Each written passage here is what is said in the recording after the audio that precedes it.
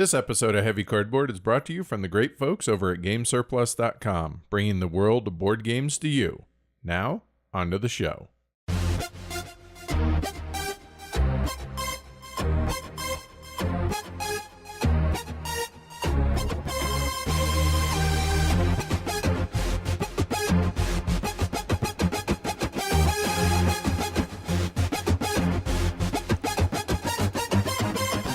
Heavy Cardboard, episode 96, Pixie Queen.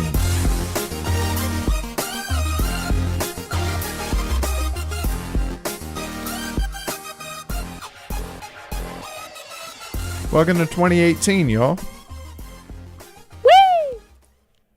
This is Heavy Cardboard, where we talk medium and heavy strategy board games, war games, 18xx, and other related topics in the board gaming hobby. We're your hosts. I'm Edward. And I'm Amanda. So happy New Year, y'all. Yeah. Well, I guess Merry Christmas, too, because we've been gone for a while. We have. I would say we've been off, but not really. Not really, no. The time off was not time off at all, actually. No, see, and I beg to differ. I thought it was relaxing. It was therapeutic. It was all the things that you want time off to be. I'm just blankly staring at him for those that, because you can't see me. So time off from the show meant time to do other things, like work on the studio. So like completely redo it. Hashtag studio refresh is, well, it's refreshed. It's different. So if you haven't seen any of the live streams so far, I maybe recommend you doing that, because it's not just for the video stuff. It's also for us, because it's a lot more comfortable in here. It really now. is. It really is. And that helps both with the podcast as well as the YouTube channel. Yeah. So it's a win all the way around. Well, I guess ultimately y'all will be the ones that tell us whether or not it was quote unquote worth it. Since, we're going to be spending more time in here, we thought it should be more comfortable. Yeah, and I will admit it's a lot more comfortable in here than it was. There's not stuff everywhere. There's not stuff all over the floor. And right, all off camera, and you're having to step over a dog and do all those things. That was very uncomfortable, but now it's very, very nice in here. So you did a great job. Well, I appreciate it. It's a lot of hours, but totally worth it, I think. But like I said, ultimately, y'all will be the ones that decide that. So hopefully. The Advent was fun. It was. But yeah, never, ever going to do that again unless Heavy Cardboard is entirely full-time. Right. Because, no. 18 hours a day for 24 straight days for you. Yeah. I guess except the weekends, you didn't work that long. But yeah, that was a bit much. But you know what? We did it. But we did it. And now, honestly, we are still as busy as ever, even during the Advent, but at least we're not putting on a live stream or putting on a podcast constantly, like we were in December. Right. Yeah. That was unsustainable for the long term. It was funny during, whether it was on social media or any other emails we've gotten. Oh, we met, when are you guys doing the 50 days of Lent or something, whatever. It doesn't have to be religious. You get the idea. But just 50 days of, because we want to. Right. And we were like, no, not happening. Not anytime. Not for the foreseeable future. Yeah, no, I'm good. I'm still working about, 16, 18 hours a day, but we appreciate it. Well, I appreciate it. And I'm sure the folks on the other end of this appreciate it. I hope so. Right? But at least it's, behind the scenes stuff, and it's not on the microphone or on camera every day. Right. My parents gave me some money for Christmas. That was kind of them. It was. And they gave you some too. Mine went to the studio. Well, mine went to a new planner. Planner number 6,438. Yes. 0.6 No, for the not, small one. Well, yeah, okay, fine. That's fair. But yeah, so I'm super excited. It's handmade, leather. Don't get me wrong. I'm happy for you because you seem genuinely excited about this. But my question is, and this could just be ignorance here, so forgive me, but why did you desire, crave, whatever, another planner? Because the one you have, the purple one that we use for the show, and I think you use for you, or is it just the show? It's going to be just the show after I get this one. What was it you told me? We were in the car somewhere, and you were like, Yeah, there was a lady on one of the planning videos or Facebook groups or something like that you were talking about how she has like 2 backpacks and 16 purses and 4 planners that she brought to work. And she's like, I don't know why I don't have all this time anyways. Right. So like every day I lug 3 or 4 planners to work, a couple of things of stickers and some stuff that I need to sort just in case I have time to go over it at work because I don't at home. So, but I lug all this stuff around and I never open my bag usually. So why do you do it? I might have the time. You know what brings you happiness, and you need to be able to decompress where you can. So knock yourself out, and it's with Christmas money. So whatever, knock yourself out. Thank you. Hey, I'm happy for you. This is where one of those things where I just shake my head. Okay, enjoy. Yeah, pretty much. And now I shake my head and enjoy for you for stuff too. It's the same difference. For what? Working on the show? No, it's spending like 4 days trying to figure out what paint color to use. No, actually, that was the one thing that I actually was pretty well set on. That in literally, so describe kind of here what we're looking at. So the new studio it's in the same room. It's in one of our quote unquote spare bedrooms, i.e. the studio now.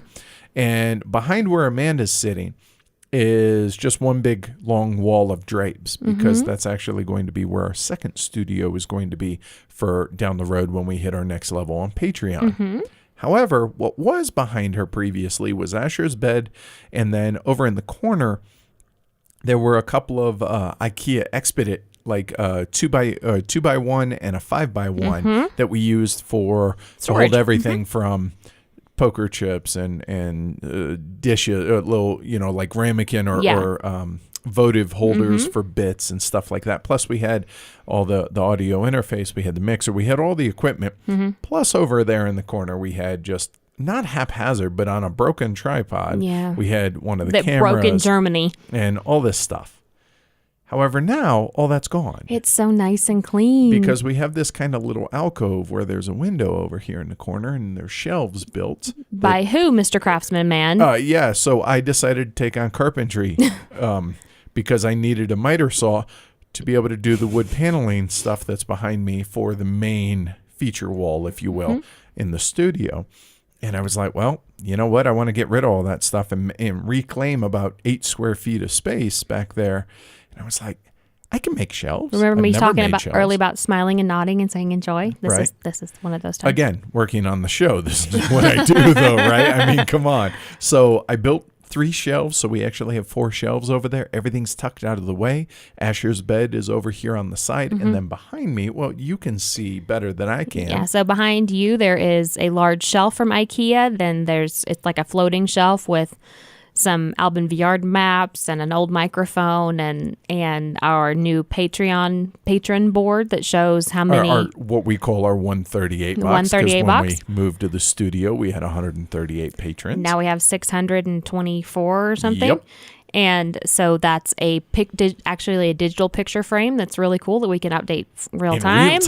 Dude. It's stupid how excited I got. I really want to get a patron during the stream so we can click it over. Be able to switch the number. And there's Davis that Donna Dinger crocheted for us. He's sitting up now instead of laying down.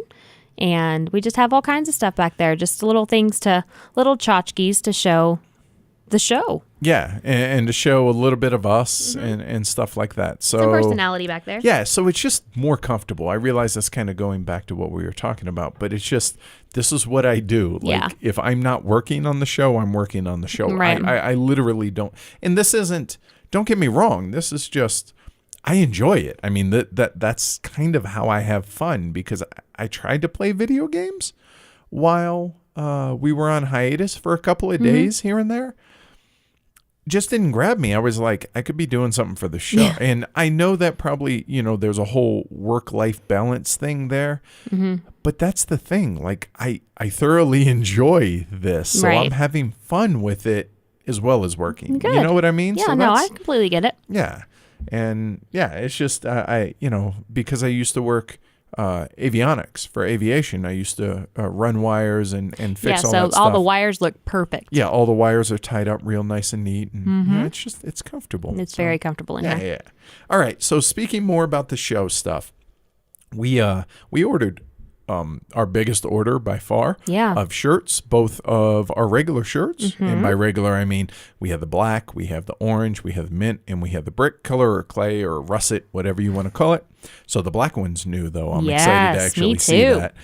Those we'll have in our hands by the end of the week. And then our patron-only Ian O'Toole design heavy cardboard patron with Davis on. It's the look awesome. on his face is awesome. If you guys haven't seen it, go to the website or look on Twitter. I've tweeted out pictures or on Facebook. He just or whatever. looks so frustrated. He captured it perfectly. Here's the look on his face. Yeah, literally. It's awesome. Yeah, he nailed it. So thanks, Ian. Yes. We're actually going to have those in stock next week. Can't wait to actually have the first one of those in our hands. Super so stoked about that. exciting. Let's see what else. HeavyCon invites. The first wave got sent out. It's been a fantastic response so far. More to come on that later as things filter through. Teaching notes or my teaching script. They're my teaching notes. So on live streams, before I teach a game, I spend anywhere between 2 and 4 hours kind of writing up a teaching script or an outline for how I'm going to teach the game during the live stream. Somebody thought it would be a good idea to make those available to patrons, and so we did, and that's gone over pretty well. It has. I'm really happy with the formatting that Rob did, so big props to Rob for doing that. But yeah, I think it's gone over pretty well. I think so. I think it's gone over really well. A lot. I mean, I can see where people would want it if you are a teacher. Like, I'm not, so. You mean game teacher, right? So I'm just like, okay, but if you're going to teach a game, then that's invaluable stuff. Yeah, it's been pretty cool, and it's something that I have to do anyways for the show. So, might as well. Yeah. All this has gone on now, and it makes it sound like we had no downtime or anything. Well, like I said, tried to play video games for a couple days here or there. One thing I did do that I mostly enjoyed was last Friday, before we went over to Ash's son's birthday party, I went snowboarding.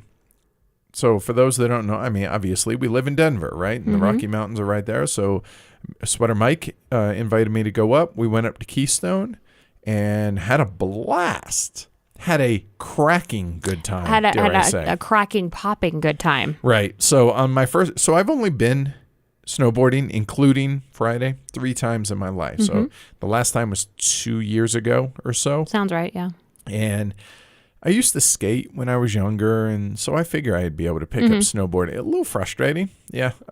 So on my first run, I got up, no problem. I stayed up for the most part, and I ride regular footed, right? Not goofy footed. So my left foot is downhill, is a good way to put it. Now I can ride goofy, I found out, but I'm more comfortable regular. So turning to the right, no problem. Turning back to the left from the right, or from the right to the left. Yeah. Toe pick. Whoops. If you've ever seen, what movie was Cutting it? Edge. The Cutting Edge, right? The hockey player and the figure skater, right? And toe pick. Right, yeah, that happened to me. And so I face planted in the snow. Not a big deal.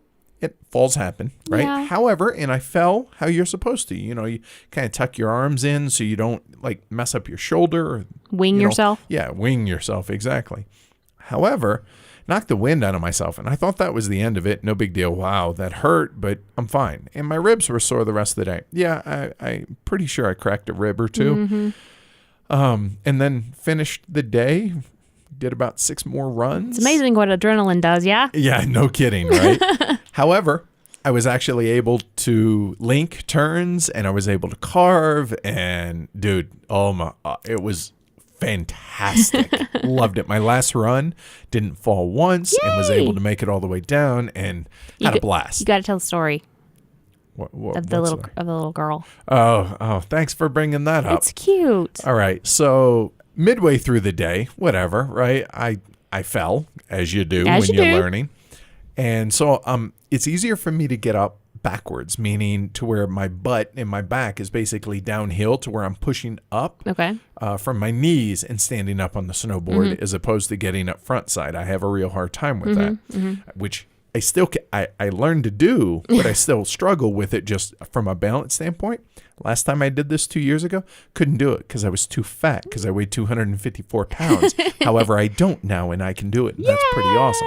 Anyway, so I fell and okay, no big deal, right? And I'm just kind of taking a breather, taking a moment. I'm on my knees. So I'm kind of like I'm facing up the hill, right? Getting ready to get up.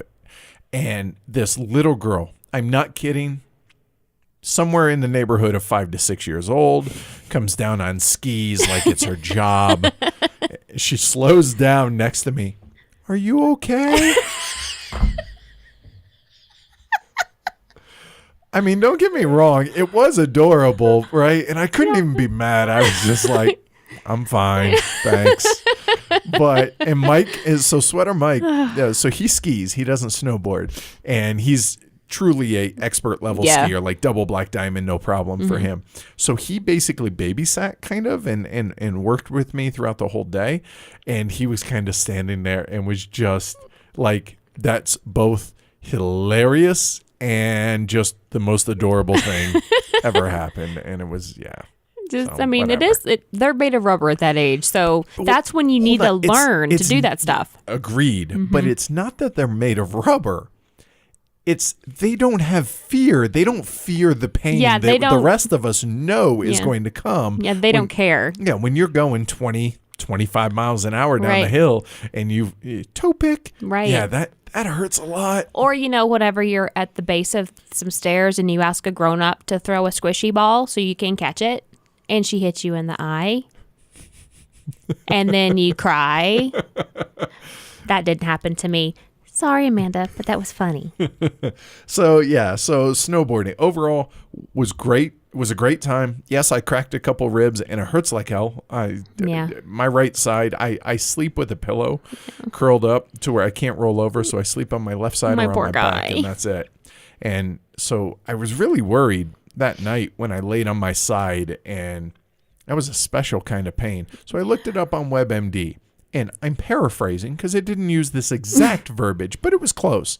Basically, enjoy the suck for the next 6 weeks. Well, it was WebMD, so I'm surprised it didn't tell you didn't have the cancer. So, yeah. Anyway, so the good news out of all this is, A, as Bev says, I didn't die. Yay! So, congrats there. But cracked ribs or not, didn't dissuade me from, I'm like super excited to get back up on the mountain. I'm terrified, but I'm glad. Yeah.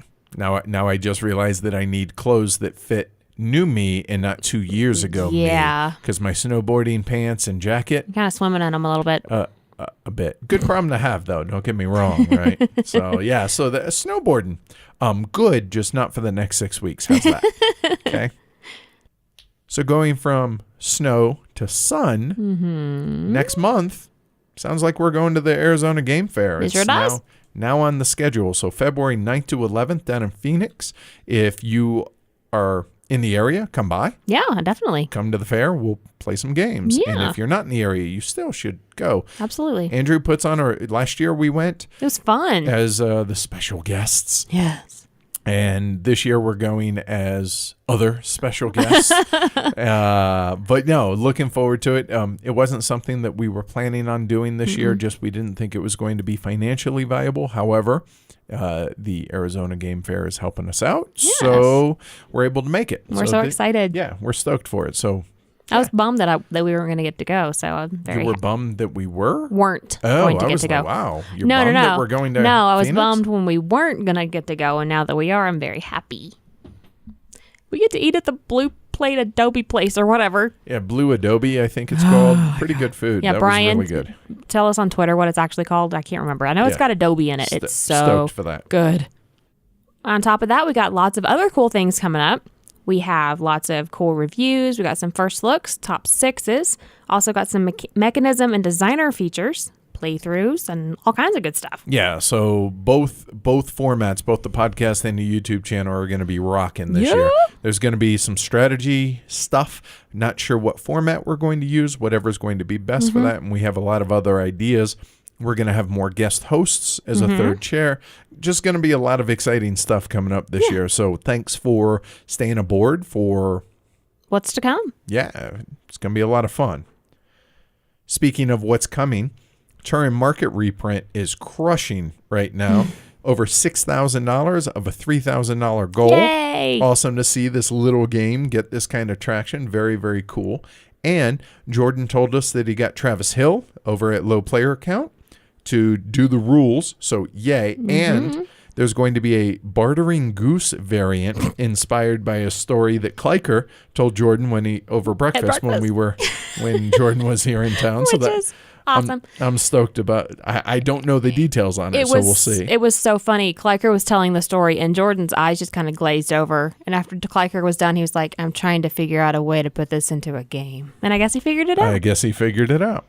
On top of that, there's going to be a reverse goods payout chart as well. So just because the game's doing so well, he's adding in a couple of extra little bonus things. Nice. Not changing the core game, because why? It's fantastic the way it was. No need to. So pretty cool. Other notes here. Chris Phillips has been doing some Age of Steam map redraws. We'll link the geek list that he made over on BGG. Pretty good looking redraws, so have a gander if you are so inclined. Since we've been gone for a while, we have acquired a couple things. You want to talk about them? Yeah, the games that we've gotten, sure. We got a prototype as well as review copy of Tokyo Metro. We got the same thing for Australia with a Z. Australia. Australia. It's supposed to be the spiritual successor of A Steady and Emerald from Martin Wallace, and it's by Martin Wallace, so excited to look into that. Speaking of Martin Wallace, earlier today, we got from Gray Fox Games, we got a review copy of A Handful of Stars. Then we got a couple of games on loan. Yeah. So our good buddy, Tommy, over at Meeple Realty, sponsor of the show, sent us Rising Sun.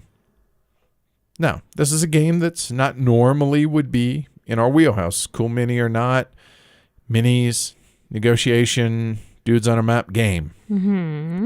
However, it's Rising Sun, and he offered it, and I was like, yeah, we'll do a playthrough of it. Let's hook it up. Sure. So we're going to do that next week, so look for that next week. That's kind of cool. Also, skipping Let Us Borrow StarCraft. Way out of print, so keeping with the theme. So it's supposed to be the granddaddy of Forbidden Stars. And so that we really enjoyed Forbidden Stars. He said, so do you want to try this one and maybe do a playthrough of it or a review of it down the road? I was like, yeah. So he's going to give it to us for the next handful of months. And when we get to it, we get to it. So there's that. Also got a couple of games from Artana.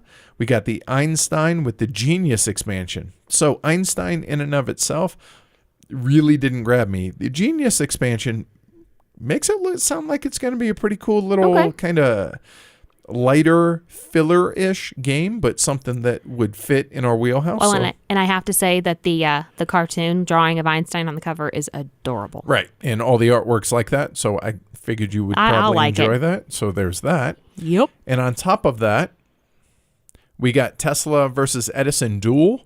I wasn't really super keen on the base game. However, this Duel, being the two-player game, it's sounded pretty cool when I saw it at BGG. So we got a review copy of that. So we're going to be looking at that.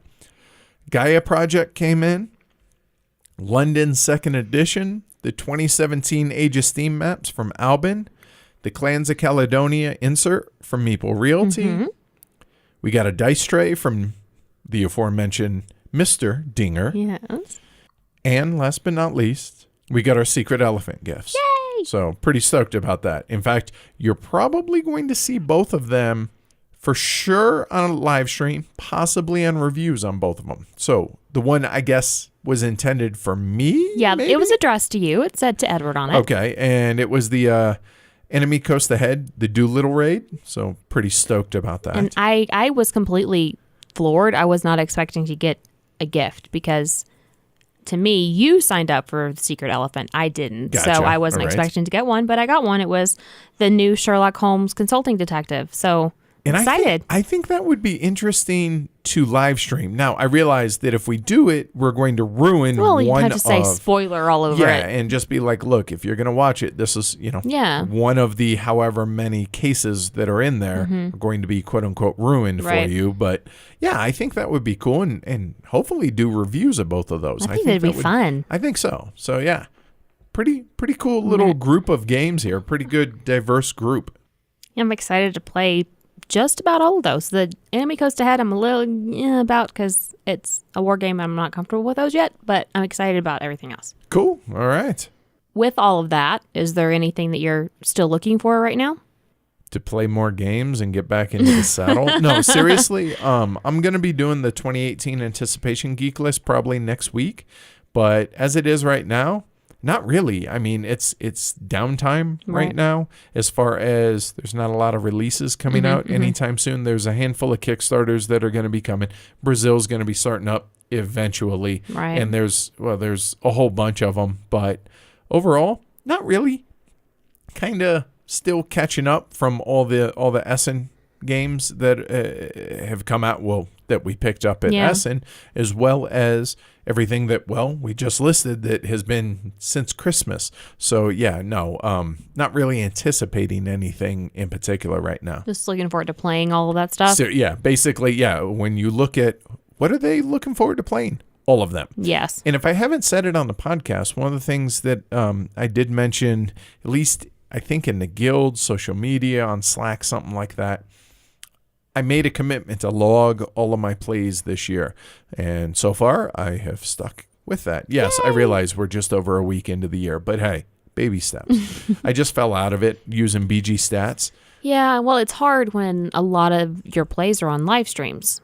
That makes it, because what are you going to do? Be like, hold up, guys, I need to put in the score. You're not going to do that. So you have to make a point to watch it after and get the score. Or maybe no, I'm just kidding. But no, I get that. Yeah. But no, I'm still going to I may not get it. I didn't promise I would get too many details on the game in there. I just said I would log the game. Yeah. So we'll see how it goes. That's all you can do.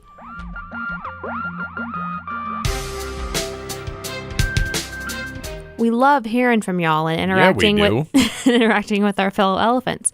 So if you'd like to reach out to us, head on over to heavycardboard.com. You'll find our email and social media accounts and stuff. If you'd like to call and leave us voicemail, with the caveat we might use it on the show. And by might, likely, call us, people. Hit us up, 720-675-8975. Again, at 720-675-8975. Big thank you to our sponsor, BoardGameTables.com. If you're in the market for a customized, one-of-a-kind board game table, go check them out, BoardGameTables.com. So about that Pixie Queen, she's a bitch. Boy, ain't she. So Pixie Queen, published 2017, designed by Rudy Saint-Jean, artwork by Jock Art, and published by Game Brewer.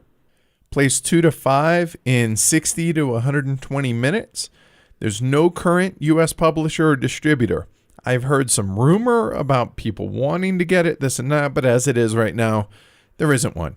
As far as plays and player counts, we've played it across the entire 2 to 5 range. And I think I have 5 or 6 plays. I think I have about 5, yeah. We don't know because we don't log plays. Now we do. We didn't log plays. What's going on in Pixie Queen? See, at this point, normally, I spend some time writing up a brief synopsis of the game. But I'll be honest, I really like the way this was written up in the rulebook. So, here, I'm just going to read this. Bear with me. Pixies are naughty little mythical creatures which are mainly found in the region around Cornwall and Devon. They cheat and steal from people all the time. They do this not just for their own amusement, but mainly out of fear of their own queen who rules her people like a true tyrant, demanding the constant offerings be made to her. 2 to 5 players will take on the role of pixie leaders, trying to outdo each other in satisfying their queen. Each round, they will collect silver, gold, and food and offer them to the queen. You will be rewarded for giving her golden rings, surprising her with a special offering, or becoming one of her loyal palace servants. However, the queen is not so easily satisfied. She will give penalty points, or as we like to call them, whips, to those that work the least throughout each round. To do well, you must try to get as few penalty points as possible. At the end of the game, the punishment can be eased by the reward points you've collected along the way. If you manage to end the game with a positive result, you did very well. So at its core, it's an action selection worker placement game with a fair bit of take that and a theme that fits perfectly. Yes. All right, let's discuss the 5 factors that we think give a game its weight. Start with complexity. I don't feel that the rules are complex. I feel that they're not hard to follow or remember, but it's not mechanically complex either, but it can be hard to remember every single thing that you're able to do. Like, I always forget that I like to say throw apples at the other pixies to knock them down. I think you're supposed to be bribing them, but in my head, they're throwing apples at each other. I always forget that I can do that. There's little things that you can do that you have to maybe play it a couple of times before it really gets ingrained, because there's not a play rate. There is, but it's inside the player screen, and because it tilts forward, you're not really looking at that too often. I get that. And with it being a worker placement game, there are 26 or so different worker placement spots. All of them are pretty basic in nature, but that's a lot of stuff to keep in your head. Like, okay, this does this, but I can also go here to be able to do that, et cetera, et cetera. So the game's not hard to grasp, and it's procedural because there's either 4 or 5 phases in each of the 7 rounds. So mechanically, I don't feel like it's too difficult. It's just there's a lot of information. Yeah. There's a lot of options there. Yes. So, which kind of rolls into the second one, which is planning. Do not neglect end-game scoring. You know, I've heard that from somebody, and by somebody I mean Sweater Mike, who always says that if the game offers in-game scoring or in-game scoring bonuses, don't neglect those. Yeah. And that's very much true in this. You absolutely cannot not make rings or additional offerings or become a faithful servant of the queen and expect to win. You can't. You those have 3 main paths, which we're going to talk about more later on, those 3 main paths, you have to do some of it because it's easy to kind of get a food engine going to where you have all these all this good food to be able to race up the silver or gold tracks that are in the game. But however, you have to actually get in-game points because the game spends the entire game beating you down and taking points from you. I mean, the game starts at positive 20, or the track. You start at 0, but the track goes from positive 20 down to negative 60. Yeah. You're going to spend the entire game in the negative. Well, except for 0 for the first few moments of the game, but you're going to spend the entire game negative points. So the only way you're getting victory points is by doing one of those 3 things that you mentioned. And you also can't just focus on one of those, because that's easy to do as well, to just focus on making rings or just focus on racing up to be the loyal servant. You can't. You have to have a balance of all of that stuff, which requires a lot of planning to do. That's true. And the reason you can't, because especially in the higher player counts, other people are going to be going for these things. And there's only 7 of each reward. So over the course of 7 rounds, you're probably not going to get all 7. Right. So therefore, you better be able to diversify, and to be able to do that, you have to plan. So yeah, I would say this is where the majority of the weight for this game comes from. Yes, definitely. Moving on to luck and random factors, I see it as really there are 3 aspects of luck or randomness. What I have as well. Let's see if they're the same. So there's random mitigatable draws from the mining bag, whether you get rocks, you get silver, or you get gold. Right. And as I said, they are mitigatable. They are. The queen's food demands each round. Yes. You won't know right until you're about to make an offering to the queen what it is of the 3 types of food, whether it's honey, apples, or bread, what she's going to want. And the game comes with 9 tiles, 3 of each type, and you shuffle them up and discard 2 without looking. So you never know. Yep. Wait, up until right before you make the Yeah, offering. but and the only way that you would know is if one of the types 3 came out. That's the only way you would know if that one was completely done. And the last one is 2 of the worker placement spots that involve rolling a die, but you choose to go there to roll the die. So yes, it's a 6-sided die and it's a giant die, but you're choosing to roll the dice by going there, right? So I actually had a different third one. The permanent ability tiles. There's different ones of those. fair point, but that's part of setup, and so True. there are multiple. So I think there's 8 or 9 of those, and so only 6 of them are put out every game. And then there's the bonus tiles which you could replace, and those 6 are the same 6 that are available. That was a Kickstarter only thing, though. Good call. All those fit thematically, and they're thematically viable, I would say. Yeah. And I don't feel like it negatively it doesn't detract from the weight, because of all of those, you can actually mitigate all of them, including the Queen's food demands, even though you won't know. You can still have all 3 of them. Plan better. Yeah, seriously. So that moves on to the game length, which for me felt completely appropriate for the number of players and the decision space. Yes. I don't feel like it's adding or subtracting. Nope. It's just it felt It's what right. it is. Yeah. It I agree with that. Plays exceptionally fast with 2 and 3, It by does. the way. Really does. Last but not least, we have the getting it. How long does it take to really grok the game? I would say just getting the basics down, 1 full round. But seeing how in-game scoring works is nice, but it's not needed to understand how to play the game.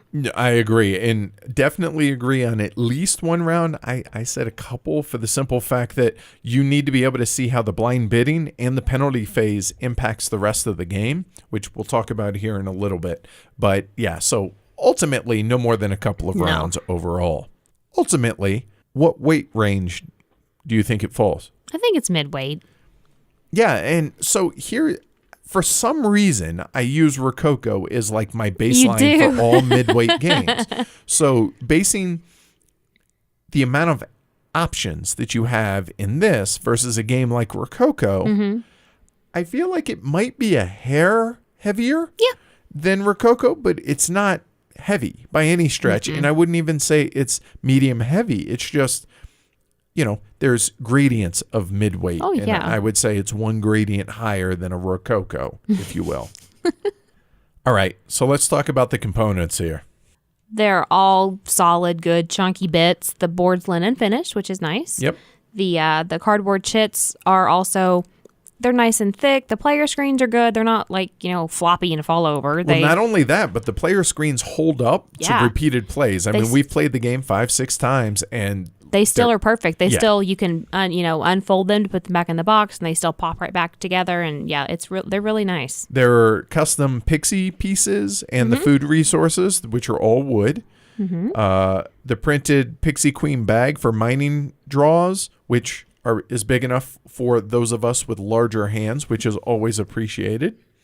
And as we mentioned, the player screens, but they also double as a player aid, which you could always just kind of tilt it up to look at it if you need. But if you're me, you completely flip it over, and then everybody sees what you're hiding. Well, then that's an Amanda issue. Not obviously. Not all Amandas. It is this Amanda Euler issue. Yes. There's more than one of us, but it's probably only me. So minor quibble, though, on the components. The bases of the Pixies... So the Pixies are all very, distinct, and I you can tell it's a Pixie. Right. However, the bases of the Pixies are square, and they don't fit into the worker placement locations that they're supposed to go into, nor do they fit correctly into the spots on the mine where they quote-unquote live or start the game at. Why not make them fit the locations, or choose larger cubes instead of round discs for the action discs? You could call them action cubes then. Details like this, I feel like, are an oversight that shouldn't be it shouldn't happen. Right. And again, it's a minor quibble, but attention to detail like that, to me, really matters. Right. And that's understandable. The box is a square. It's 11 3/4 inches by 11 3/4 inches by just under 3 inches, or 30 by 30 by 7 centimeters for those across. Right. Everywhere but us. Graphic design, What do you have, ma'am? I have that it is consistent all the way through. That is true. Every single piece of the graphic design goes from top to bottom. The rule book, the player aid, the board, everything is the same, which is nice. It is. However, theme plays a really big part in this game, so the board tends to be busier than I would like it. It's very busy. It's busy and it's dark. Yeah. All right. However, the spots are clearly marked and the background does fade as you play it. However, it's when you look at it, you're like, wow, that's a lot of stuff going on. And you actually have to, these are the worker placement locations. Okay, got it. The first time you play, you have to look for stuff. Right. But after you've played it, you can see everything. It does fade into the background. So there's that. Some of the symbology also requires you to go back and reference in the rule book, but the rule book's done well. More on that in a minute. Overall, I would say it's decent graphic design, consistent and decent. However, I feel like a little bit of form trumped function here in that the theme, because it's important in this game, I felt it could have been done a little bit different graphic design wise, just to make the worker placement spots stand out a little bit more than they do. That's fair. Definitely fair. And going along with that, the artwork is spot on. Yeah, it absolutely nails the theme. Yes. Although I would say that it's almost a little too lighthearted for as mean as the game can be, both between the players and between the player and the game. But I think that... I like the artwork, don't get me wrong. I don't think that should matter. I mean, it's... The score track are whips. I mean, what are you expecting? No, and I dig the little touches in artwork like that, or little ladders to get out of the mines, or stuff like that. So I appreciate the little touches. Tiny little chains for the rocks. Just the little details that was in the art is impressive and good. It is. So yeah, I am a fan of the artwork. So even though I feel like the graphic design could have been a touch better, overall, big fan of the artwork. Yeah, definitely. And the rule book.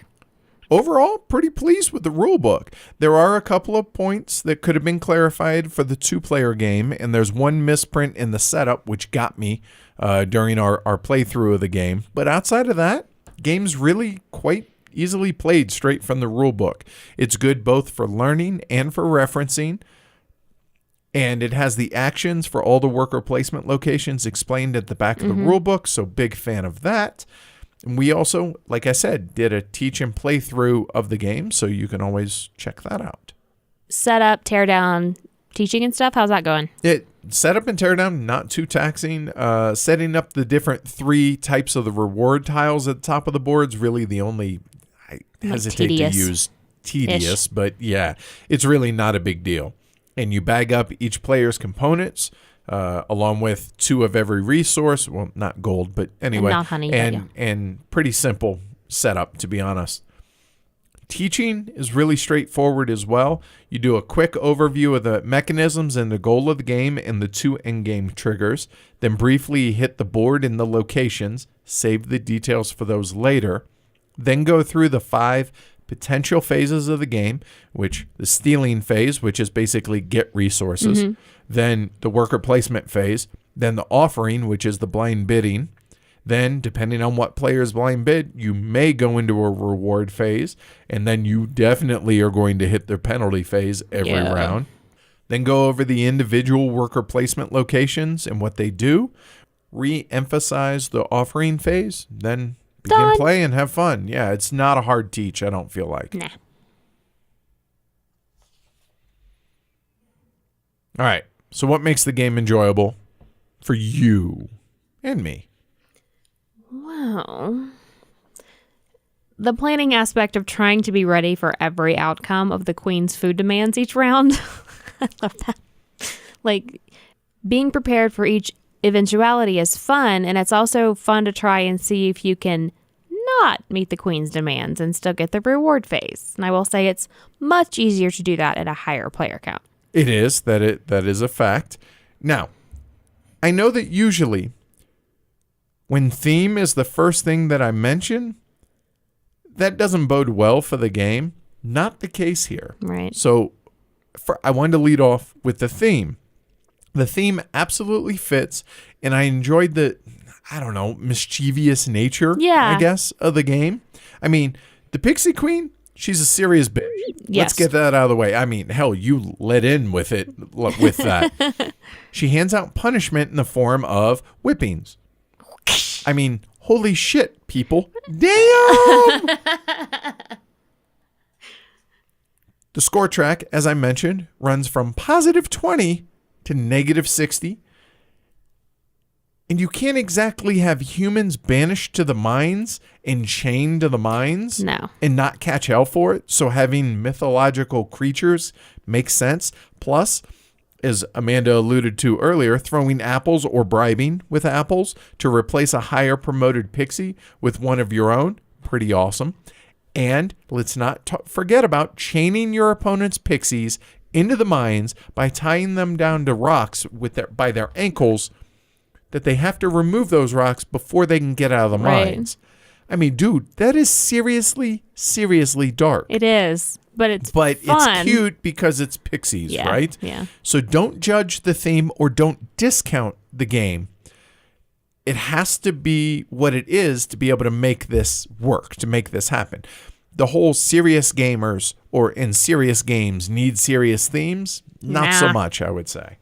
Keeping your pixies moving up and down and eventually up to the loyal servant track. There's benefit there while you're moving up, because the higher up you are, the closer you get to the queen, the better goods you steal during the stealing phase. Right. And which gives you more flexibility in everything that you're going to do. Yeah, on the very first layer, you get one good, then two, then three, then four, and yeah. then finally you're the loyal servant, and congrats, you get victory points. However, on the flip side of that is awesome. You got victory points, which you're going to need for endgame scoring to recover all those points you're going to lose throughout the game. But on the flip side of that is you start with X amount of pixies, whether it's 3, 4, or 5. It depends on player count. Once one of them becomes a loyal servant, you lose that pixie. And that pixie does a few things for you.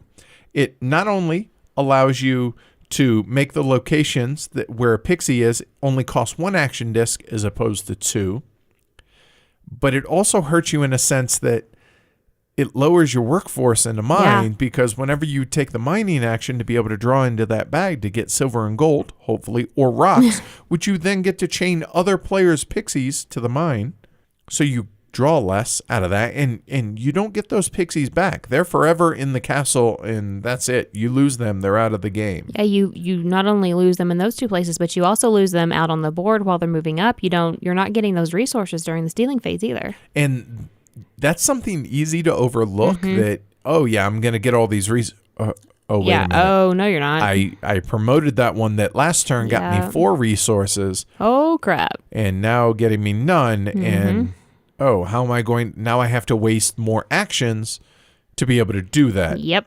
And on that note, most of the worker placement locations require 2 of your only 4 available action discs. You have seriously limited actions in this game.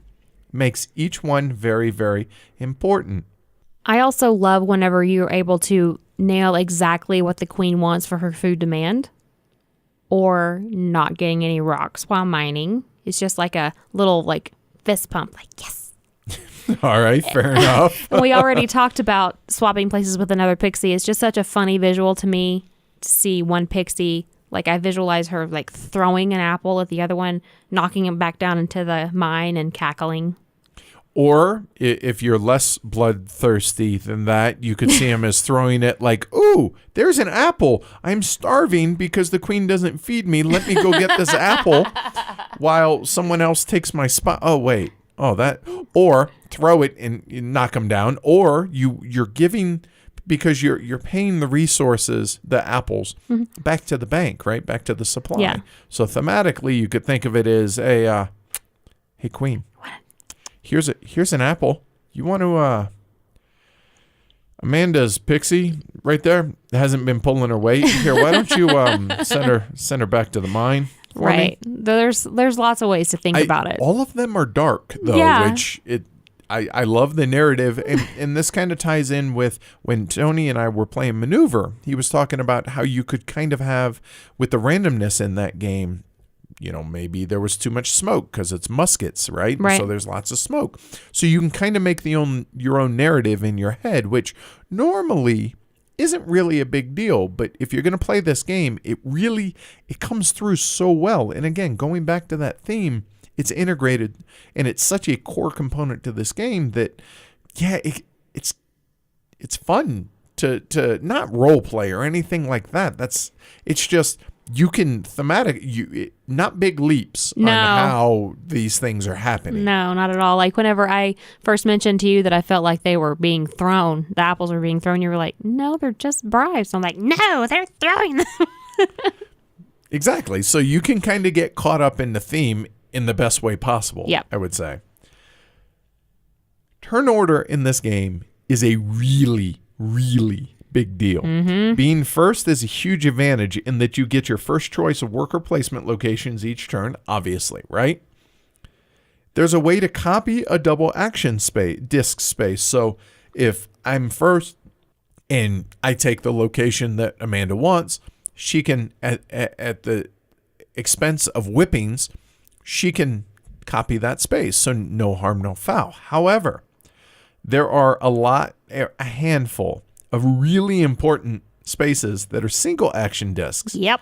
And you can't copy those save for one of the special tiles in the mini expansion. So outside of that, for the most part, that's not available. Being first really, really matters for that. Also, you're the first to promote your pixies. If there is a reward phase, only one pixie can be promoted to that loyal servant location each turn. So first is really important. Yep. You can displace other players' pixies by throwing apples or whatever. Or whatever, however you want to play that out in your head. But if you're first, no one's messed with your pixies. Yep. In addition to that, they're immune to banishment to the mines. So there are two ways to change turn order in this game. One player per round can spend honey resources to move up in player order. However, that takes place starting next turn. Yep. Doesn't help you this turn. The way that does help you this turn is one player can jump into first for the rest of this turn. But what's the cost for that? You have to use all of your action discs. Or all of your remaining action discs. So the question is, you know what, for my first action here, I'm going to use all 4 of my action discs. Boom. That way I can get promoted first, provided there's a rewards phase. Good to go. Yeah. Fine. Or you roll the dice, so to speak, and do it later. But then, especially in the higher player count games, somebody might gank that spot, right? Yep. You know what? Plan better. Exactly. Anticipate that. Or don't gamble and take it earlier. But it's completely up to you. So turn order not only plays a really big part, but it's going to be a very contentious thing. Yeah. And that's a good thing. Yeah, definitely. It's something to fight over instead of, oh, okay, we passed the duchy, you're next. You're the first player now. Right.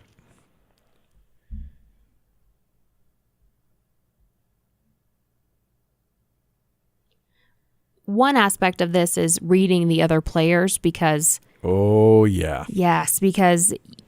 especially whenever the queen's demand is revealed, you have to try to figure out whether you can get by with not paying what she wants, with paying in silver or gold to move up those tracks. But that doesn't happen unless another player is giving her the food she wants. So in lower player counts, that's difficult. Yeah, and this is where that whole if there's a reward phase comes in. If, like in most things in life, rewards are not guaranteed. There's a blind bidding. So you have 3 options. You either offer the queen the food that she demands for that round, being bread, apples, or honey, or you can offer gold and silver. If you offer food, guaranteed a reward phase for everybody, as long as one player in the game, whether it's 2-player or 5-player, doesn't matter. As long as one player offers the food that the queen demands, whoever offered the food gets promotions and guaranteed that there's going to be a reward phase. And keep in mind also that the number of the food that you give is the number of promotions that you get. Yeah, and on top of that, like if she demands apples, you can't use those apples to then throw at your opponents to demote them and take their place. Because the queen's already eaten them. Exactly. So you better hold some back Yeah. if that's what you're planning on doing. Yep. Again, plan better. So if you offer silver and gold, there's no guaranteed reward phase. However, you go up the silver and gold tracks respectively, which gives you a better exchange rate for victory points and less punishment. Mm-hmm. But if no player selects food, boom, no reward phase. And the kicker? Everybody that offered silver and gold, which is going to be everybody if there's no reward phase, they all lose all that. Yep. So glory to Rome, or the queen. This kind of goes back to what you were saying, that it requires players to take stock into what each player is more inclined to do. So you're playing the players as much as anything here. Plus, offering the most gold and silver gets a double bump on the tracks. Unless you're tied, then you didn't offer the most. So you just wasted resources and you only go up once on the track. Whoops. And one way that I've found to kind of maybe try to get like an inside glance baseball type thing with the different players is whenever you go mining, you have to show what you got. Yeah, you hide it, but you have to show what you got. So if you remember that that person really didn't go mining, then there's a good chance they're probably going to give the food. Unless they're hoarding it. Yeah. Or there are locations available to be able to get silver out on the board, right. Or you can exchange goods for silver. So, but all of this it's all out in the open. You can't go behind your player screen and then do stuff like that. So yeah, it's all out in the open, except there's hidden trackable information as far as the resources that you've acquired. But however, you have to remember that. Right.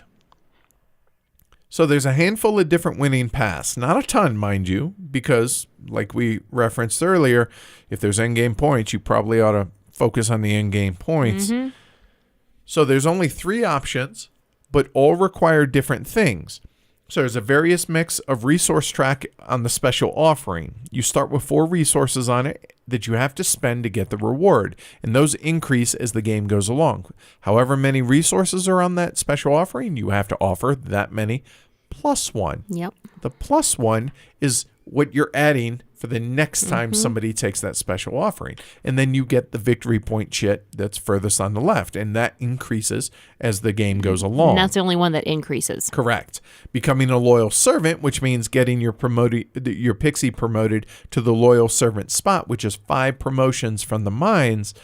That incentive decreases from 10 to 4 as the game progresses. So it pays to brown nose. Kind of. Do pixies brown nose? I don't know. I guess these do. I've never met a pixie, so I can't tell you. Fair point. All right. And then the last one is making golden rings for the Pixie Queen, which you turn gold into rings based on where you are on the gold track, which the silver track allows you to transmutate, I guess, silver into gold at a certain 1 to 1, 2 to 1, 3 to 1, 4 to 1. Exactly. And then the gold track allows you to turn gold into rings.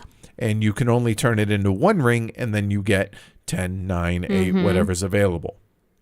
So the question is, do you spend your resources on those options, or do you save it to move up on the gold and silver tracks and or to promote your pixies in the reward phase? So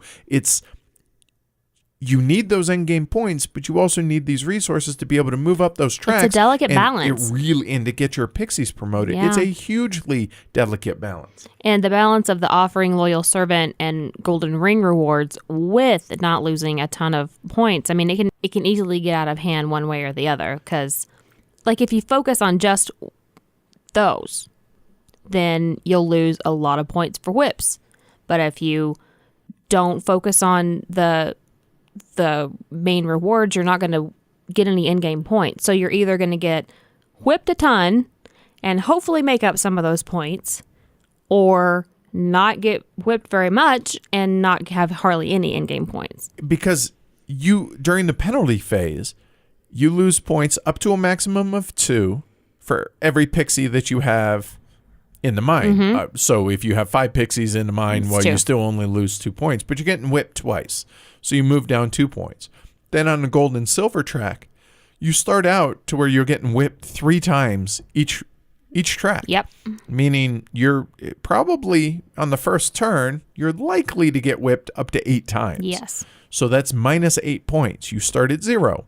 So seven turns in the game, you get whipped. Yeah. At least a handful of times. And so those just accumulate. Like those never reset. No. And there's no way to really gain points during the game. It's all in-game scoring. So you slowly but surely work towards the pit of oblivion. Yeah, you do. Which, if you ever make it to minus 60, you go watch TV because you have failed. You have become such a disgrace of a pixie leader that you're banished and you're out of the game. But seriously, you had no chance anyway, so boo on you. Then there's the endgame penalty for being a resource hoarder. So resources are piece limited, so you can deny opponents resources, especially at higher player counts. Yeah. This is the one aspect that doesn't scale. However many resources that are in a 5-player game, same in a 2-player game. So they are piece limited. But if you have the most, or you're tied for the most, left over at the end of the game, you get penalized for it. Every resource like that is penalized. So each type of food, which there's 3, plus silver and gold. So potentially you could get whipped 15 times if you did a really bad job of that. And the kicker here is if the game offers you resources at a worker placement location, or during the stealing phase, if you have a food tile, you can't say, nah, I'm all set. Thanks. No, you cannot deny it. You have to take it. So getting a big food tile that gives you more resources during the game is awesome until it's not. Because then there's only one spot on the board that allows you to throw away food. Yep. And you can only do it 3 at a time. Yep. So plan better. So yeah, it's awesome to get all these resources. You better be spending them or else it's going to hurt a lot at the end of the game. A lot. So yeah, there's a lot to like in this game. But on the flip side, just like getting on the Pixie Queen's bad side, what do you not dig? I don't mind it, but I will say that some people may have a problem with the fact that just about all of the scoring is negative. I mean, I think it's hysterical and it fits the theme perfectly, but that can be a turnoff to some people, I would think. Yeah, finishing with less victory points than you started with was totally fine with us. Yeah, like, I won with negative 4 points. Woo! Yeah, seriously, like in every game with 4 or 5 players, nobody has eclipsed 0 points. So I guess like war games, the best option is to not play because you start at 0, right? Oh, hey, I didn't suck as bad as you. All right, awesome. I don't mind that. No, not at all. However, it's something to be aware of. And the game hates you. Yeah. And the other players hate you too. So it really, really can be nasty, but it can feel mean. And honestly, I think the designers and developers and publishers could have made this game meaner than they did. And I feel like they toned it down a hair. And I don't know that that's necessarily a good thing. Like they could have really taken this to a real punishing place. And they chose not to, which is fine. But It's their there's prerogative. that. So there's blind bidding. I personally love the aspect because you have to use your best judgment on what each player is going to choose as an offering. Yeah. And you have to play the players and have to have just pay attention to what everyone is doing on every action. Yep. So that keeps you into the game, but that kind of leads into the hidden trackable information. If you don't like it, don't play with the screens. That's up to the you. end. Yeah. I haven't seen it as a problem myself, but those two kind of tie into one another. Some people aren't going to like the blind bidding. Some people aren't going to like the HTI. You know what? Change it if you don't like it, but I think it fits for everything that it does. Yeah, I do too. Because, I mean, you're not going to let your other leaders know what you're doing. You know, it's thematic. Yep. And on BGG, in his comment about the game, our friend Pastor Mora, he called it a point diet because he said it's like a point salad, but you're subtracting points. I thought that was funny. So after our playthrough of this, in Slack, some of the folks were talking about that you're playing as much against the game as you are the players. If you do not move your pixies from out of the mines, the game punishes you by taking points. If you don't move up the gold and silver tracks, the game really punishes you by taking more points and giving you more whippings. Yeah. This isn't the type of game where the game gets out of the way for the players to simply try and outplay each other. The game itself involves itself in the gameplay, and some folks aren't going to be keen on that. Yeah. But again, for what this is, I don't see a problem for that. I mean, for me, a game that is this length, 90 minutes to 2 hours, that type of thing isn't going to bother me. Now, if this is a 4-hour game that's going to eat up most of my game day, that's one thing. But this is... So you don't want something to be just like a stand-up die roll after 4 plus hours. Oh, great. Awesome. No, I want my decisions to get me to that place. But a game that's about pixies, that's fun, that you're whipping people and throwing apples at each other, that I'm going to be a little bit more forgiving about. Okay. That. Fair enough. It can be a little bit of a race because you're racing to get up to the loyal servant area the fastest. Right, to be able to get those victory points, Who can make the gold rings the fastest. Who can be the most efficient. Who can get enough goods to give the queen her special offering that she wants. And I'm not a fan of race, run games, but this is one. Yeah, it definitely has aspects of that. I'll buy that. Yeah. It doesn't feel blinding fast. Like, oh, I didn't even have a chance. You're gonna have a chance, it just may get away from you. Okay, and you are really limited with only 4 action discs. And especially, like I said, when a lot of the action selection spots or the worker placement locations require you to use 2 discs. Mm-hmm. So using your pixies and other players' pixies to your benefit to go to locations that they're occupying. So now they occupy half of the spot, meaning it only takes 1 action pawn or 1 action disc, is really key in maximizing how far you can go on limited actions and stretching out, because it's possible that in 2 actions, your entire turn is done. Your entire round essentially is done. And somebody who's being a lot more efficient with their actions is taking 4 actions. That's going to add up. So it's very limited. But again, in a lot of ways, it kind of reminds me of a Vinos that, you know what? There's going to be 3 fairs and there's only 6 years and you get 2 actions per year. So that's 12 actions in the entire game. However, there's ways to get extra actions. And just like this, it's all about maximizing. So I don't see that as a deterrent. I see that as a positive. However, some people might feel too limited. Right. The last thing that I have on this is the last round reward phase and penalty phase. It feels kind of like a letdown and a missed opportunity. Since only 1 player can reach the loyal servant space each round, once 1 player, usually the first player in the final reward phase, once they reach that space, there's really no reason to advance pixies at that point. The reward phase can essentially be skipped, except for moving up the gold and silver tracks, for the simple fact that there's no benefit for advancing pixies, nor is there a penalty for not doing so. Yes, there's the minor penalty of if you have pixies at the end during the penalty phase, you're going to lose 1 or 2 points. But there's no real incentive other than during the game to get them out to get you more stuff. I feel like there's a missed opportunity here to encourage players to be motivated to position themselves further up on the hierarchy of the worker placement spots, closer to the the loyal servant space, either to avoid larger punishment at the end of the game or possibly a benefit in points. Thematically, though, I get it. All the pixies except for the 1 loyal servant suck. Fine. Okay, I get that. But why not make that final placement more important? Because it felt like a letdown.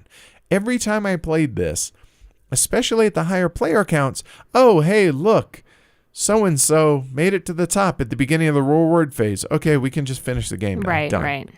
And so it just, that one little aspect just stuck in my craw.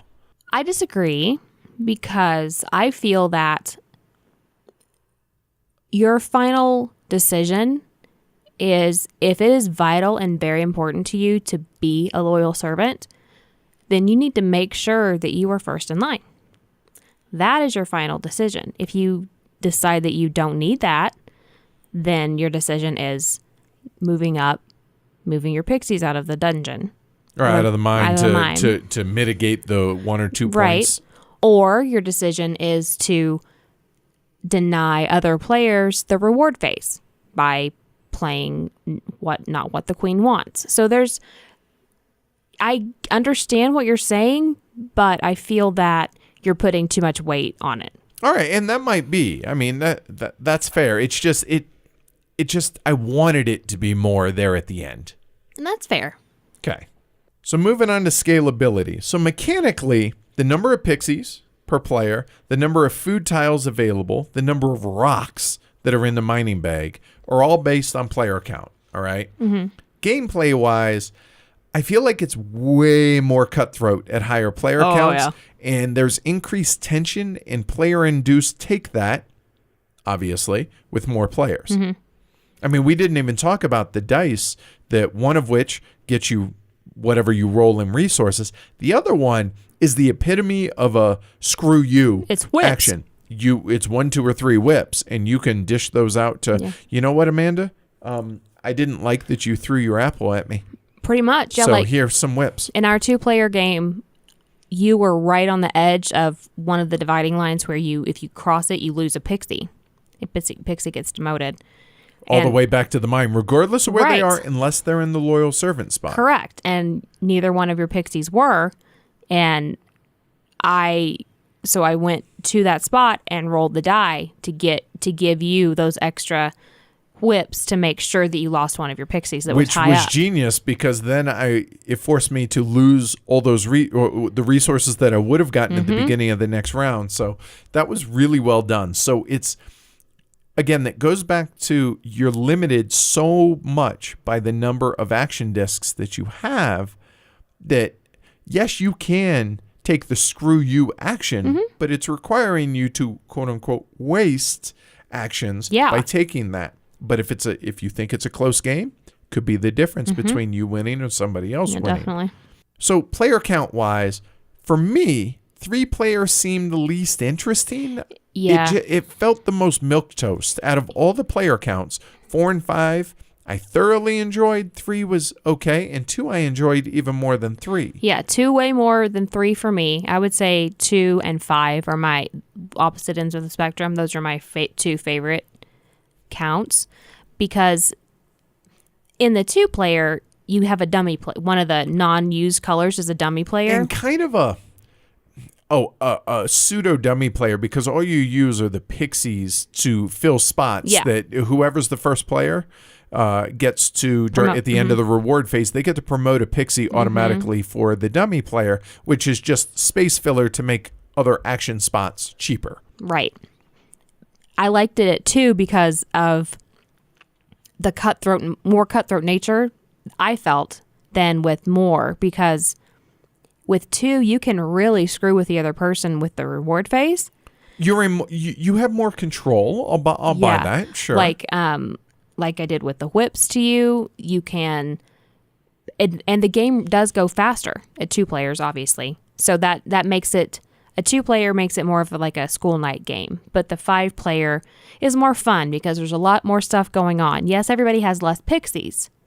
So like in a 5-player game, there's only 5 more pixies than in a 2-player game, because everybody gets 3 as opposed to 5, right?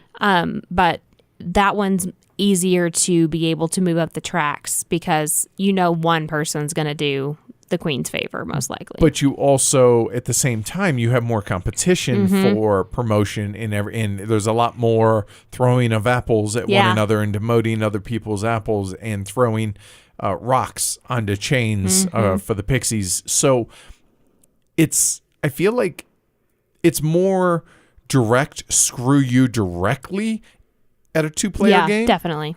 But at a 5-player, there's more of it. That's true. It's more equally given out. Right. Yeah, right. Totally. Evenly dispersed. Yep. The Kickstarter tiles, the bonus tiles, they're all overpowered, which I will I will be okay with because they all are. I don't feel like they're all more. They're definitely stronger than all the base game tiles. Yeah. But like you said, they're equally like Yes. I wanted we played with them in our 2-player game and I wanted everyone. Yes. I could make a cake, but there is one spot, one of the worker placement locations allows you to swap. So hey, you're not using that tile, you can swap it out either with an opponent's or one of the ones that's still available on the board. So just because you got one that you're not then playing better, but change it. Yeah, change it. But again, it uses one of those Precious action discs. Yeah. So overall, scalability, I feel like it scales pretty well. Yeah.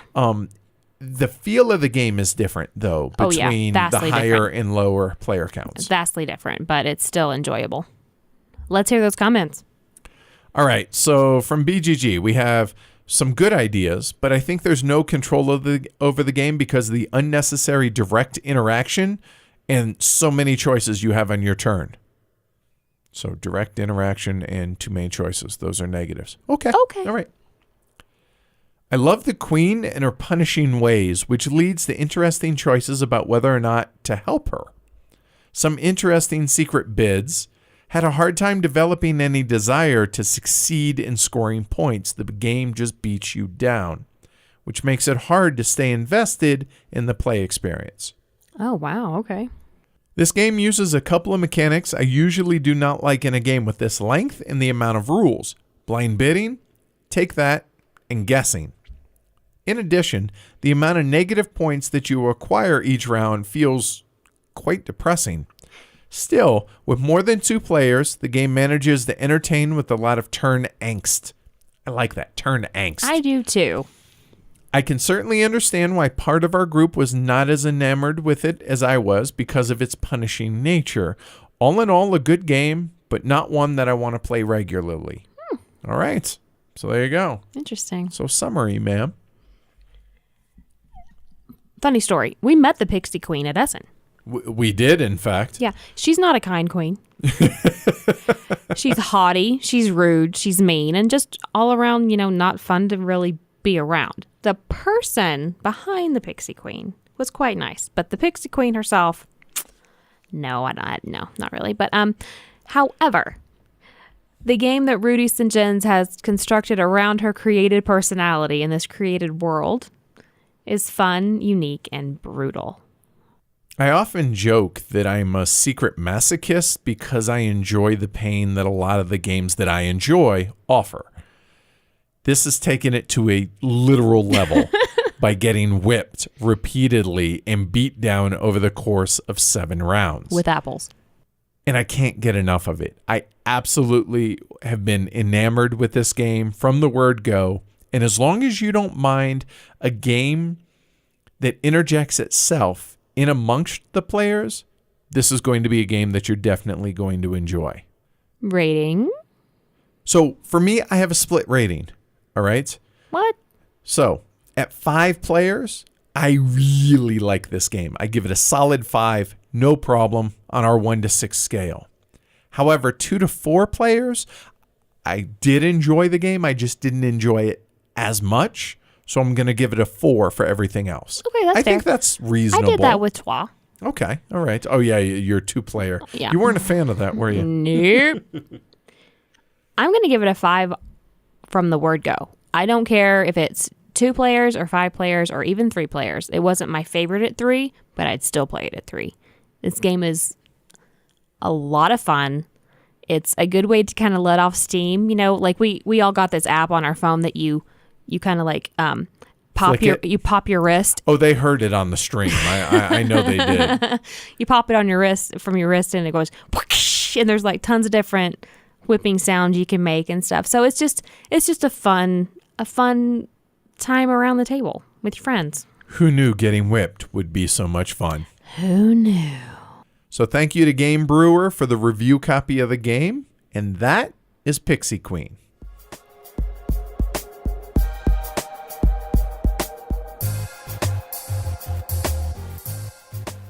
So welcome back to us, huh? Oh, yeah. Man, it's good to be back. Seriously, I mean, don't get me wrong. I enjoyed the time off, quote unquote, But you know what? We kind of missed y'all. Yeah, we did.